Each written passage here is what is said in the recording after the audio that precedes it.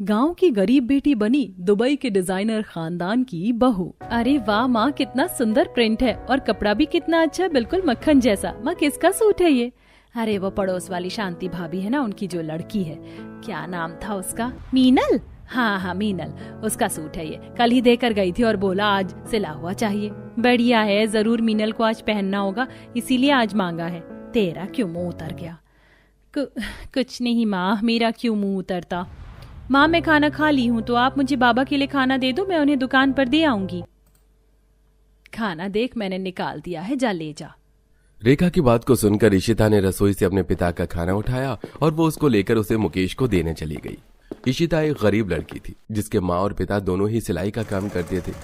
बस फर्क इतना था कि माँ घर में सादा से कपड़े सिलती थी और पिता दुकान में सभी तरह के कपड़े सिला करता था।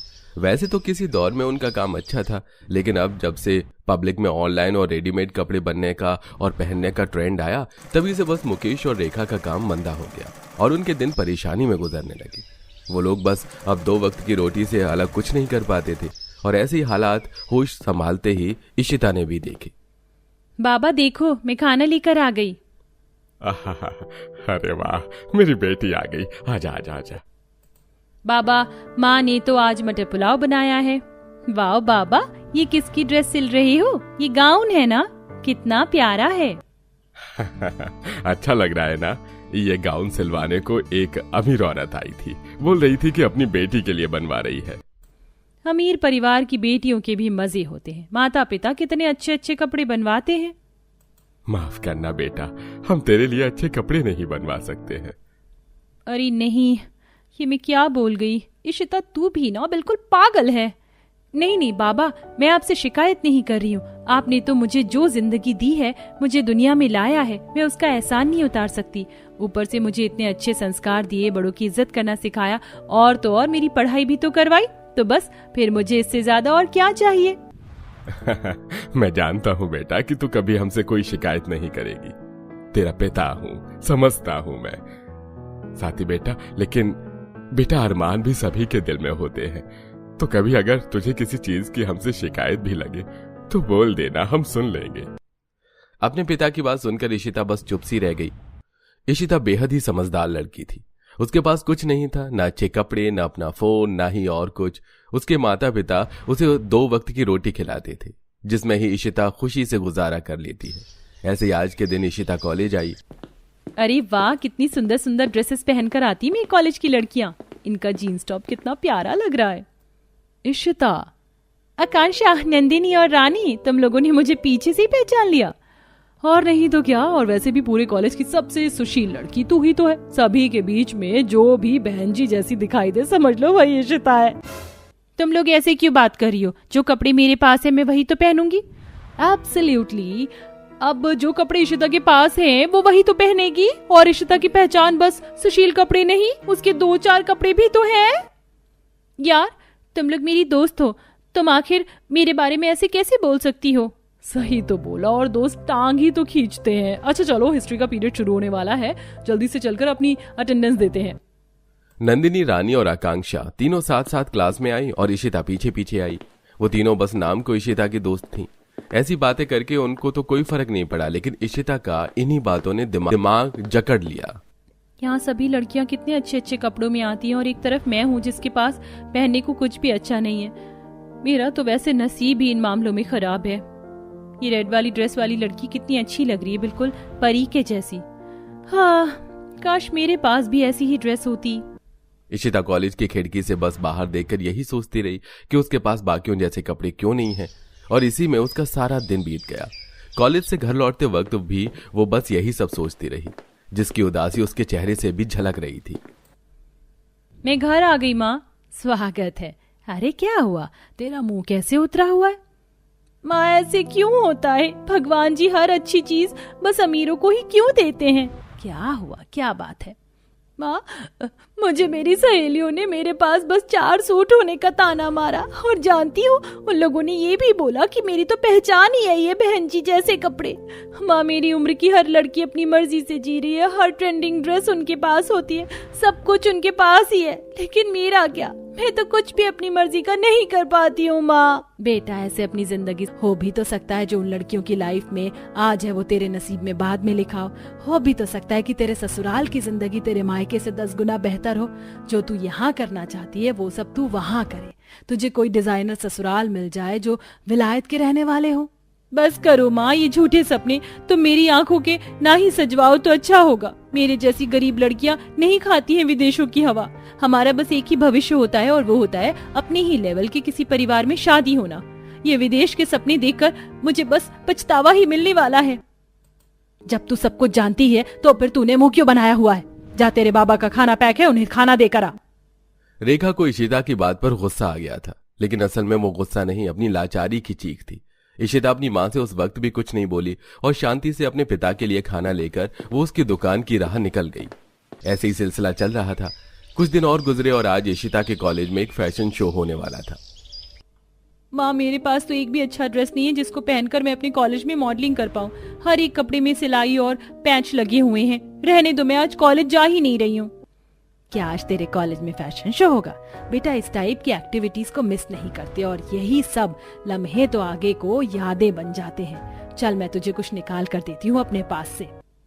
रेखा ने ऐसे बोलकर अपनी अलमारी को खोला और इशिता को एक बेबी पिंक कलर की सादा सी साड़ी निकाल कर दी। ये ले, ये साड़ी पहनकर चली जा, देखना तुझ पर बहुत ही अच्छी लगेगी। माँ, आपकी साड़ी? और साड़ी में तो कोई भी लड़की नहीं होगी। मैं आज भी दादी अम्मा सी ही लगूंगी। मैं ही सबसे अलग दिखाई दूंगी। तो क्या हुआ, तू सबसे अलग है तो अलग ही दिखेगी ना। और पब्लिक की भीड़ में राजकुमारियां अलग दिखती हैं। तू मेरी साड़ी तो पहन कर देखना, तू इसमें बहुत सुंदर लगेगी। रेखा के जोर देने पर इशिता ने अपनी माँ की ही साड़ी को पहन लिया। वैसे तो इशिता इसे पहनकर काफी अजीब सा महसूस कर रही थी, लेकिन फिर भी उसके पास कोई दूसरा ऑप्शन नहीं था, जिसकी वजह से वो उसे ही पहनकर कॉलेज आई।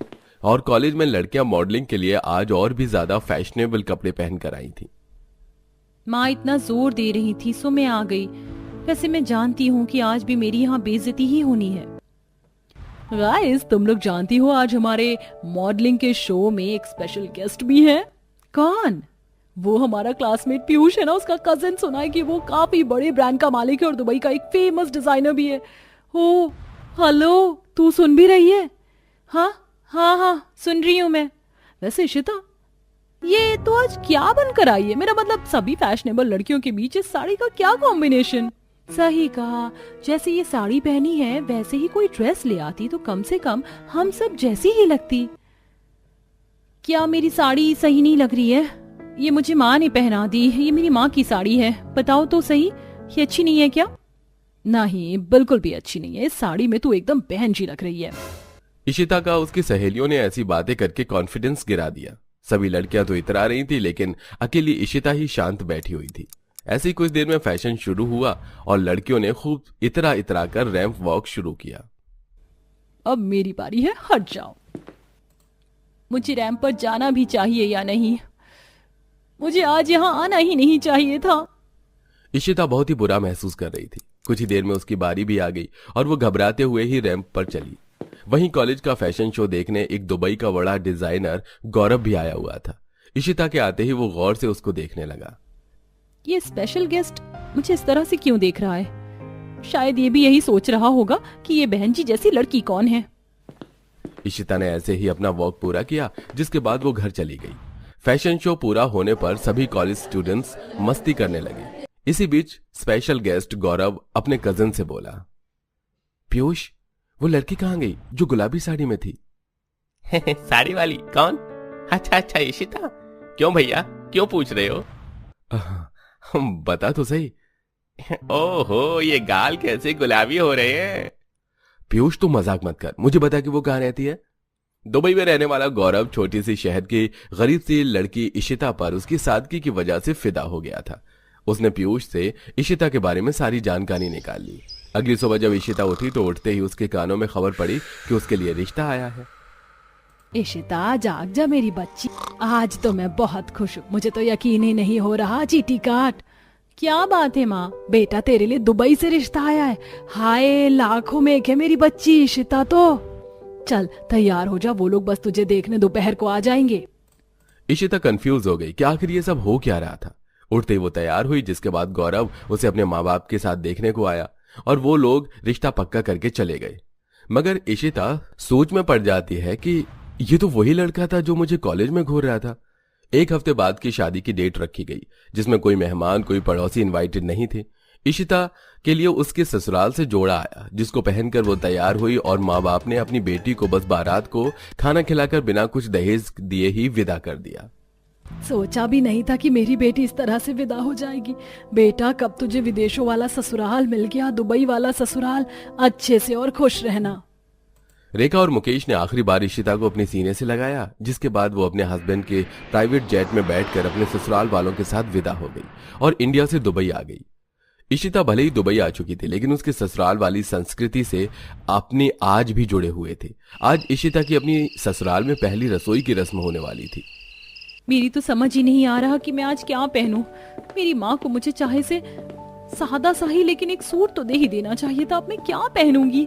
आज तो मेरी पहली रसोई भी है। अरे, इशिता की अपने कमरे में आते ही आंखें फट गईं, क्योंकि जिस बैग को वो खाली छोड़कर गई थी वो पूरा का पूरा डिजाइनर ड्रेसेस से भरा हुआ था। अरे ये क्या, इतनी सारी डिजाइनर ड्रेस कहाँ से आई? मैं लाया हूं, और कौन? क्या ये सारी की सारी मेरे लिए हैं? हाँ बिल्कुल। अब आज तुम्हारी पहली रसोई की रस्म होगी, तो मैं तुम्हें यूं ही कुछ ही ऊट पटांग थोड़ी पहना सकता हूँ। इन ड्रेसेस में तुम्हें जो भी अच्छी लगे वो पहन लेना। वैसे भी तुम्हारी पहली रसोई पर गेस्ट आने वाले हैं ना, तो मैं चाहता हूं कि आज मेरी पत्नी सभी को बहुत प्यारी लगे। गौरव ऐसे बोलकर बाहर आ गया। वहीं इशिता उन ड्रेसेस को देखकर फूले नहीं समा रही थी। यकीन नहीं होता, कल तक मैं जिन डिजाइनर ड्रेसेस को देखने को भी तरसती थी, आज वो मेरे कमरे में ऐसे पड़ी हुई हैं, जैसे कि मुझसे कभी इनकी कोई दूरी ही नहीं थी। सही बोलती थी माँ की सभी चीजों का एक वक्त होता है। सही वक्त पर मुझे भी मेरे हक की चीज मिल ही गई। अरे इशिता, अब ये सब छोड़ और ये डिसाइड कर कि इन ड्रेसेस में से तुझे क्या पहनना है। आज मेरी पहली रसोई है तो ये वाली, हाँ यही वाली ड्रेस पहनूंगी। इशिता को एक नी लेंथ मिडी ड्रेस पसंद आई। उसने उसे ही उठाया और उसे पहनकर वो तैयार हो गई। हो गई मैं रेडी, अब बस नीचे जाना बाकी है। कहीं ऐसा तो नहीं कि मैं ओवर रेडी लगूं लोगों को, या फिर मुझे ऐसे डिजाइनर ड्रेस में देखकर लोग ताना दे कि ससुराल में आते ही पंख निकल आए। इशिता ऐसे ही सोचते सोचते कंफ्यूज होते हुए नीचे गई।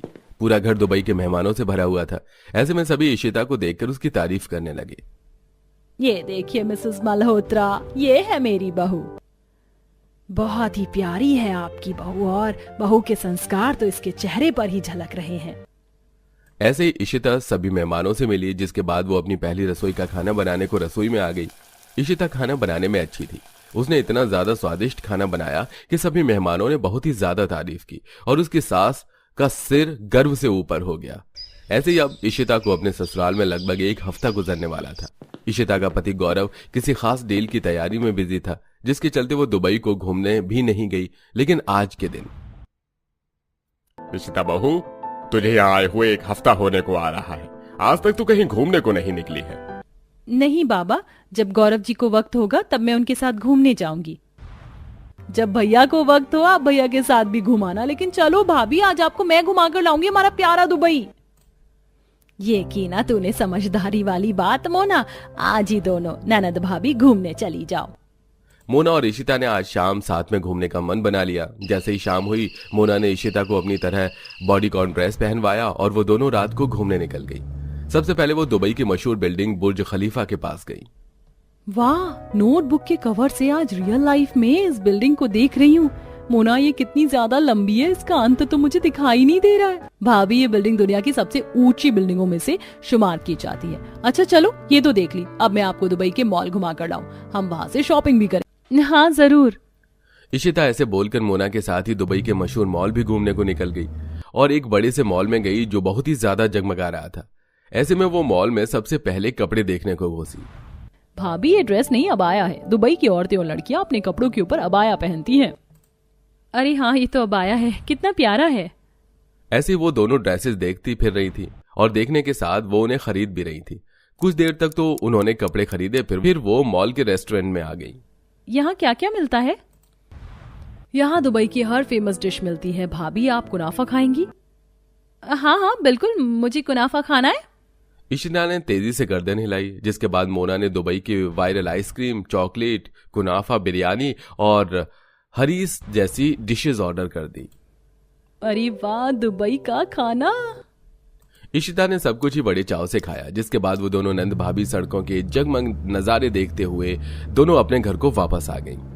माँ जी, गौरव जी अब आए या अभी भी नहीं आए? बेटा, उसे वक्त ही कहाँ है।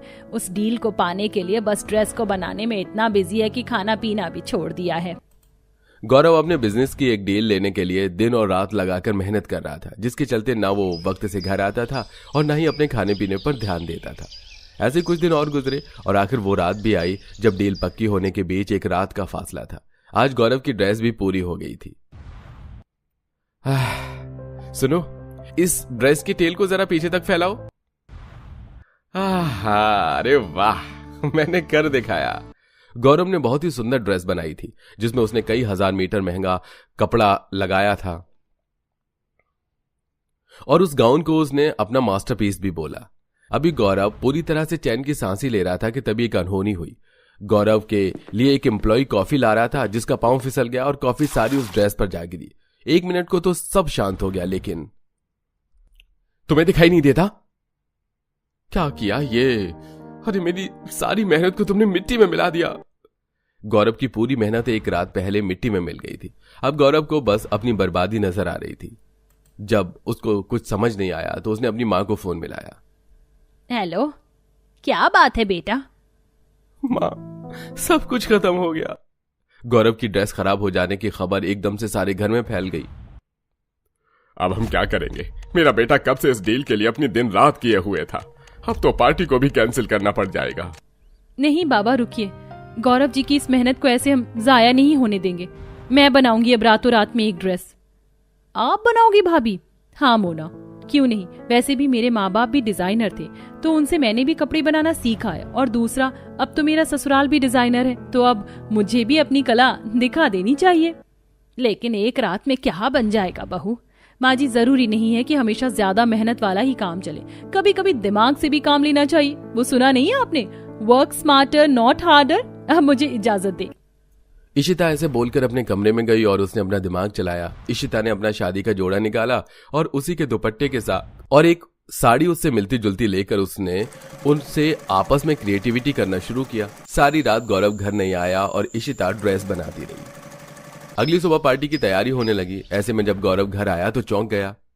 अरे, ये तैयारी कैसी हुई? मेरी तो ड्रेस खराब हो गई है। तो क्या हुआ?